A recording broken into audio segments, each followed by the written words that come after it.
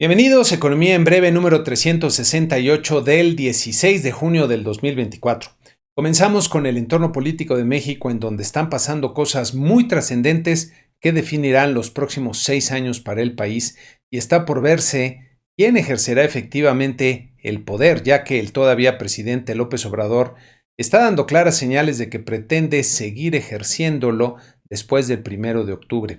Esta foto, tomada en Palacio Nacional, circuló ampliamente entre los medios y en las redes sociales, con López Obrador tomando del cuello a la virtual presidenta electa para plantarle un beso empalagoso. Platicábamos la semana pasada de las iniciativas presidenciales que el nuevo Congreso estaría aprobando entre el 1 de septiembre, que se inaugura la nueva legislatura, todavía con López Obrador como presidente en funciones, y el 1 de octubre, cuando entregará la banda presidencial. Miren, López Obrador quiere terminar su presidencia dejando destruidos los contrapesos al poder, y diría que también completando sus venganzas personales, como suena esta otra noticia que llama poderosamente la atención, con la Fiscalía General de la República acusando al ex rector de la UNAM, Enrique Graue, por fraude fiscal de 380,000 pesos.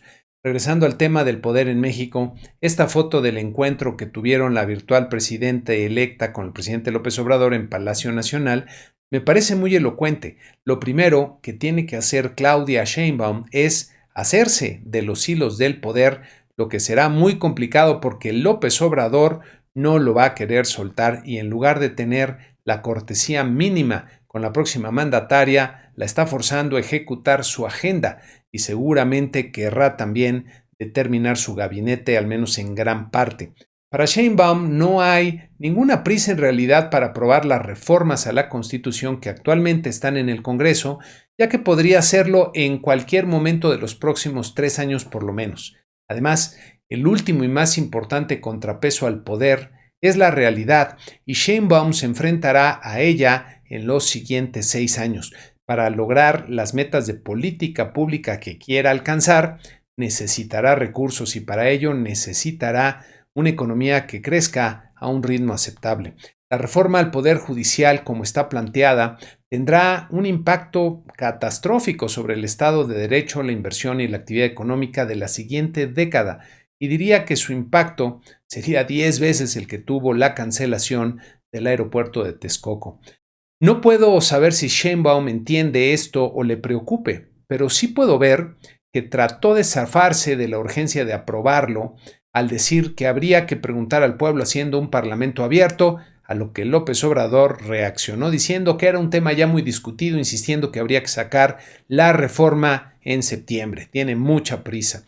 En esta gráfica pueden ver el crecimiento de la economía en los últimos 14 años, para recordarnos que el 2019 ya había una caída de 0.4% en el primer año de López Obrador, gracias en buena medida al impacto en las expectativas y la inversión que causó la cancelación del aeropuerto de Texcoco.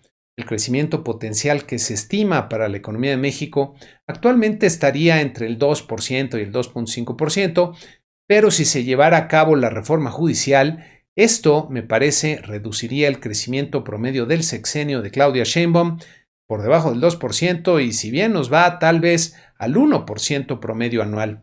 Desde luego, esto a López Obrador no le importa, pero a Claudia Sheinbaum sí debería de importarle. En estos próximos meses se definirá quién gobernará México en los siguientes 6 años, y si Claudia Sheinbaum quiere ser ella la que tome las decisiones, en algún momento tendrá que marcar su distancia con López Obrador, y si no lo hace antes del 1 de octubre, comenzará su sexenio de forma muy desafortunada para ella y también para México. En el tema económico más relevante de la semana, la Reserva Federal mantuvo sin cambio su tasa de interés de referencia, tal como se esperaba, en un rango de entre 5.25% a 5.50%, cumpliendo 12 meses con la tasa en este nivel, como podemos ver en esta gráfica, en la que también se observa el descenso que ha mostrado el principal indicador de inflación para este Banco Central. En esta ocasión se presentó también la actualización a los pronósticos económicos del Fed, que pueden ver en este cuadro, en el que destacaría los movimientos al alza en la tasa de interés para el cierre de este año y el siguiente, para su nivel también de largo plazo. Esto último me parece muy relevante porque este nivel corresponde a lo que sería la llamada tasa de interés neutral, es decir, el nivel en el que la tasa ni frena ni impulsa a la economía. Durante muchos años este nivel se mantuvo sin cambio en 2.5%, pero ahora ya va en 2.8% y podría seguir subiendo en la medida en que la inflación se mantenga más elevada a lo deseado. También revisaron un poco al alza sus pronósticos para la inflación del gasto personal en consumo, lo que quiere decir que la inflación no ha descendido al ritmo que preveían. Cabe notar que estos pronósticos se comparan contra los presentados en el trimestre previo. En la famosa gráfica de los puntitos, en la que cada punto es la expectativa de un miembro de la Reserva Federal para la tasa de interés al cierre del periodo, o en el último caso de largo plazo, se deja ver todavía una posible baja de 25 puntos base en la tasa durante este año, aunque desde luego esto no es un compromiso de la Reserva Federal. También puede verse que cada vez más miembros del Fed ven la tasa de largo plazo por arriba del 2.5% que tenía anteriormente. Miren, el mensaje de la Reserva Federal es que básicamente todavía no están con la confianza necesaria para comenzar a bajar la tasa de interés y Powell no se comprometió a ningún curso de acción específico. Me parece que todavía lo más probable sigue siendo que no habrá cambio este año en la tasa de interés del Fed, a menos que la inflación comience a descender más rápido. Hablando de la inflación, las cifras de mayo resultaron una buena noticia en Estados Unidos.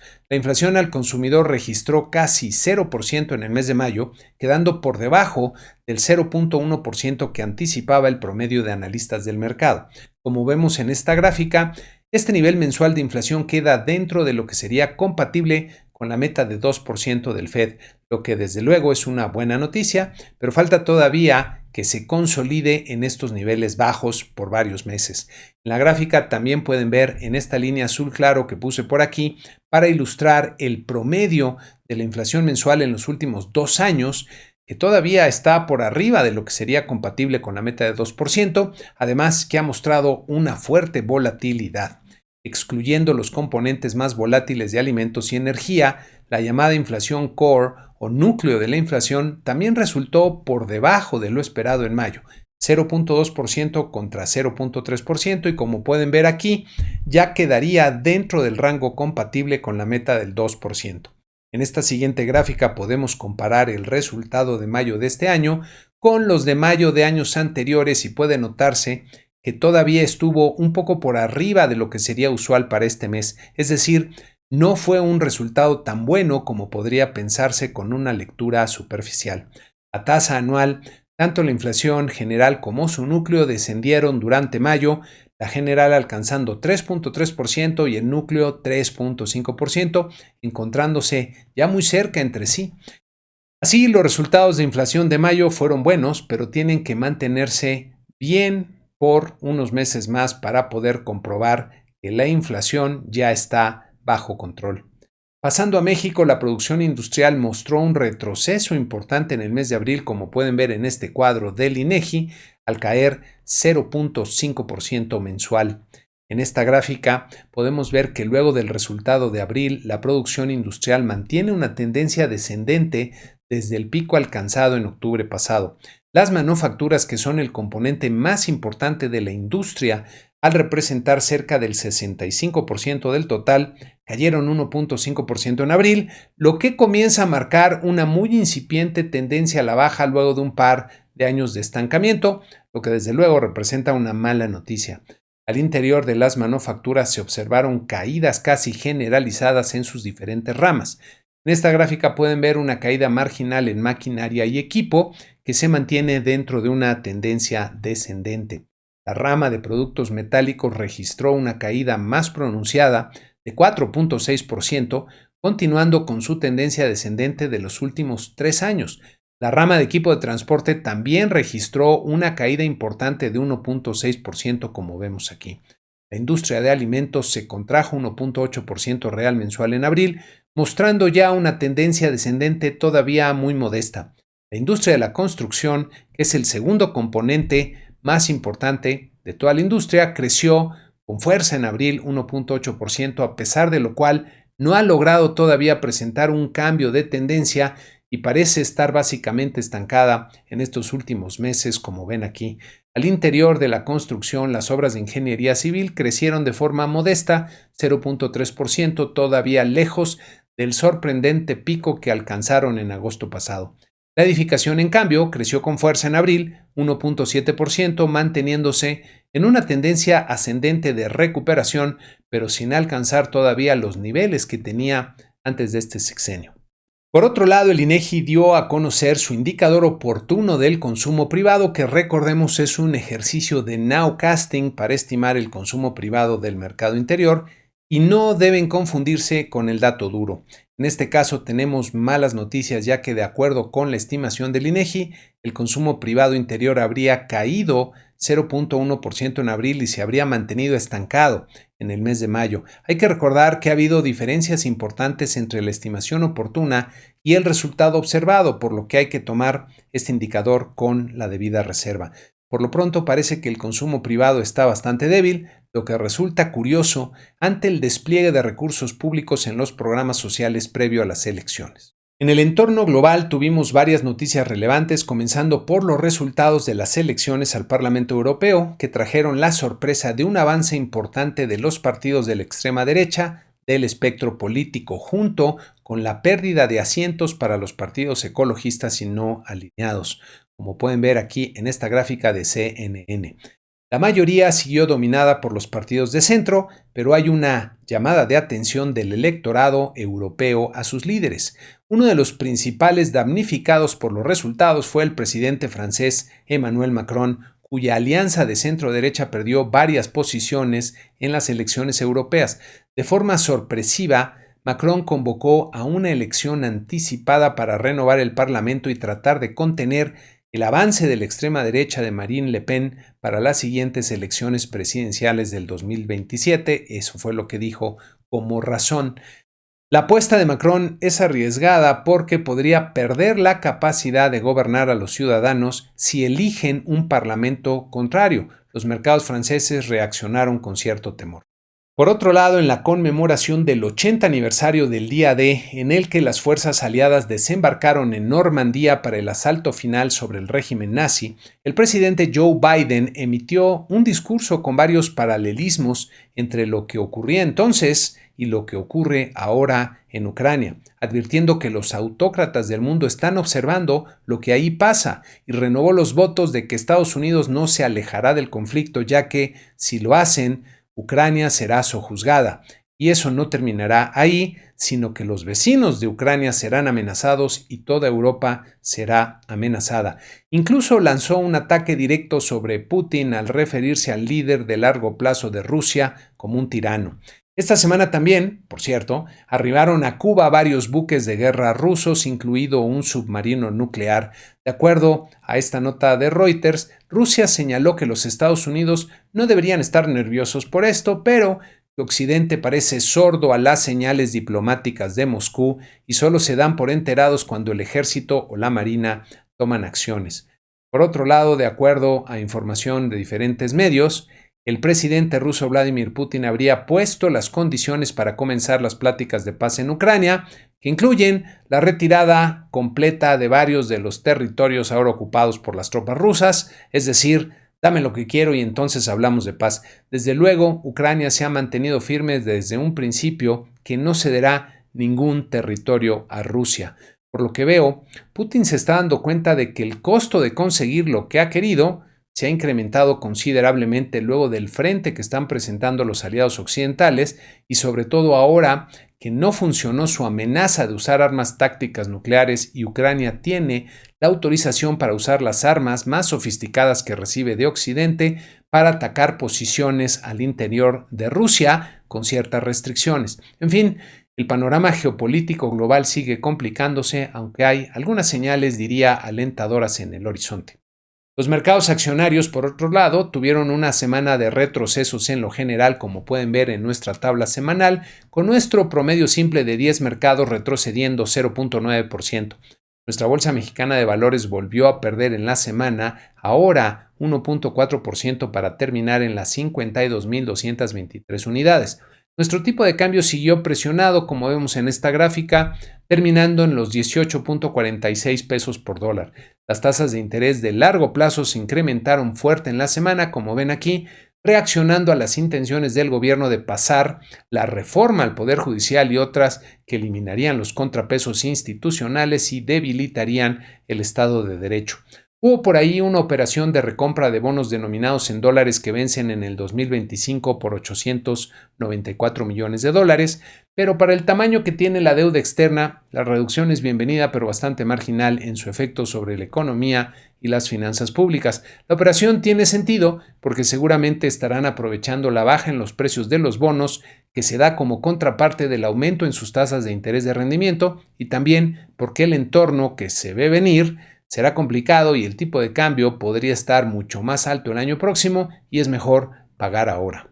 Para la semana que inicia en México habrá que poner mucha atención primero al nombramiento de las personas que integrarán el gabinete presidencial de Claudia Sheinbaum, especialmente el balance de posiciones entre aquellos muy cercanos a López Obrador y aquellos más cercanos a Sheinbaum. El balance nos dejará ver quién está ganando la lucha por el control político del país. En indicadores económicos tendremos las cifras de oferta y demanda agregada del primer trimestre, las ventas comerciales de abril, el indicador oportuno de la actividad económica de mayo, la encuesta quincenal de Citibanamex y el indicador global de la actividad económica de abril. En Estados Unidos tendremos las ventas al menudeo y la producción industrial, ambos del mes de mayo. Para la sección Tiempo de Crecer les tengo una reflexión sobre un tema muy importante para nuestra economía. En esta primera gráfica pueden ver cómo ha crecido el ingreso promedio por habitante en el mundo en la línea blanca comparado con el de México y de Corea del Sur. En 1984 las tres líneas estaban básicamente en el mismo nivel, cerca de los $2.300 por año. Para el 2020, el ingreso per cápita del mundo se había multiplicado por 4.4 veces, a un nivel de $11,000 al año, más o menos. El ingreso de Corea se multiplicó 14.1 veces para llegar a $33,000 al año. Y en México, el ingreso se incrementó 3.9 veces, menos que el mundo en general, para alcanzar los $8,480 anuales, quedando tristemente también por debajo del promedio mundial y no se diga por debajo de Corea. ¿Qué está pasando? La siguiente gráfica nos muestra la evolución de la productividad total de los factores en México con una triste, continua y preocupante tendencia descendente. La productividad total de los factores mide el grado de eficiencia con el que estamos usando nuestros recursos y la tendencia descendente pues nos deja ver que los estamos usando cada vez peor. Resulta paradójico que en los tiempos que corren en los que la tecnología se ha extendido y mejorado para multiplicar el potencial del trabajo humano, la productividad en México vaya cayendo. La productividad también es un reflejo de qué tan buenos somos para cooperar entre nosotros. Y lo que nos dice la tendencia descendente es que cada vez somos más malos para cooperar entre los mexicanos. Hay varios factores que explican la productividad y la eficiencia con la que cooperamos para aprovechar nuestros recursos, entre los que destacan la estabilidad macroeconómica, la regulación adecuada, la inversión productiva y el tener una economía de libre mercado que funcione bien. Y para que todos estos factores funcionen adecuadamente se requiere de un Estado de Derecho sólido, garantizado por un poder judicial independiente de los poderes políticos. Especialmente importante es que el poder judicial defienda a los ciudadanos y sus empresas de los posibles abusos por parte del gobierno. La iniciativa de reforma al Poder Judicial está orientada no a mejorar el funcionamiento del Poder Judicial, sino a eliminar su independencia y subordinarlo al poder político, lo que traerá graves consecuencias para el país, entre ellas un fuerte deterioro en el potencial de crecimiento de la economía. México ya ha perdido décadas en su desarrollo frente a otros países como Corea, que han tomado las medidas adecuadas para mejorar el nivel de vida de sus habitantes, y tal parece que tendremos, lamentablemente, otro sexenio más de retroceso. Eso no quiere decir que no habrá oportunidades de generar prosperidad para las personas y empresas que se mantengan atentas y se adapten con la rapidez adecuada a los cambios, pero habrá que contemplar un entorno económico más adverso en lo general y aumentar la prudencia y cautela en las decisiones de negocios. En fin, por lo pronto, con esto terminamos este programa número 368 de Economía en Breve. Muchas gracias y que tengan una excelente semana.